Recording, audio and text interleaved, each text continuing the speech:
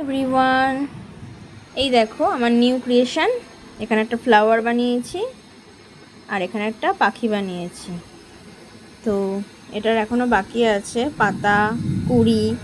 তো সেটার জন্য এখন আবার ক্লেটা আমি মিক্স করে নিচ্ছি। হার্ডনার আর রেজিনটাকে মিক্স করে আমি এই বাকি অংশটা করব। তো এটা তোমাদের সাথে পুরোটাই ভিডিওতে শেয়ার করব, কি করে রং করলাম, কি করে পুরোটা করলাম। তো এই যে আমার মিক্স প্রায় হয়েই গেছে। আর একটুখানি ভালো করে না মিক্স করলে জিনিসটা হবে না। তো ভালো করে মিক্স করে নিচ্ছি। তারপরে মিক্স হয়ে গেলে একটা ডো তৈরি করব। সেই ডো থেকে কিন্তু আমি এই বাকি অংশটা করে নেব।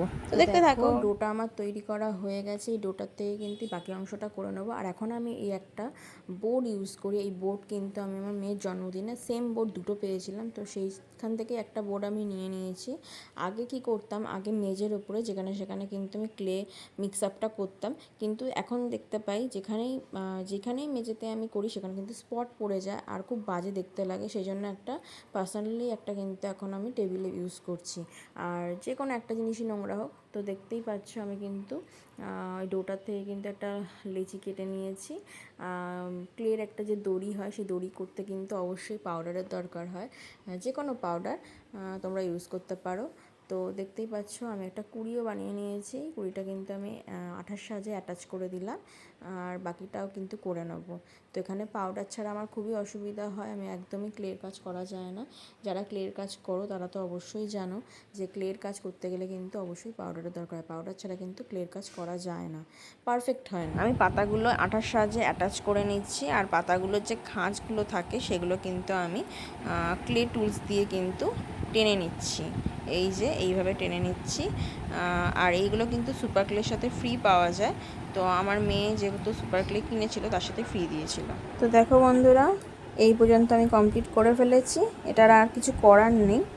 তো এটাকে জাস্ট এবার রং করতে হবে, শুকনো হবে। যেইটুকুনি করেছি সেইটুকুনি তো কাঁচা রয়েছে, সেইটুকুনি শুকিয়ে গেলে আমি রং করব। জিনিসটা আমার শুকনো হওয়ার পর আমি দেখছিলাম ওপরটা খালি খালি লাগছে, সেই জন্য এখানে ওয়েলকাম দিয়ে দিয়েছি। আর তার সঙ্গে একটা বাটারফ্লাই আর সঙ্গে একটা ফুল পাতাও দিয়ে দিয়েছি, যাতে জিনিসটা ভরা ভরা লাগে। এটা তোমরা বসার ঘরে বা লিভিং রুম বা ডাইনিংয়ে কিন্তু ডেকোরেটিভ হিসেবে রাখতেই পারো। তো আমার কাজটা তো এই পর্যন্ত কমপ্লিট হয়েই গিয়েছিল।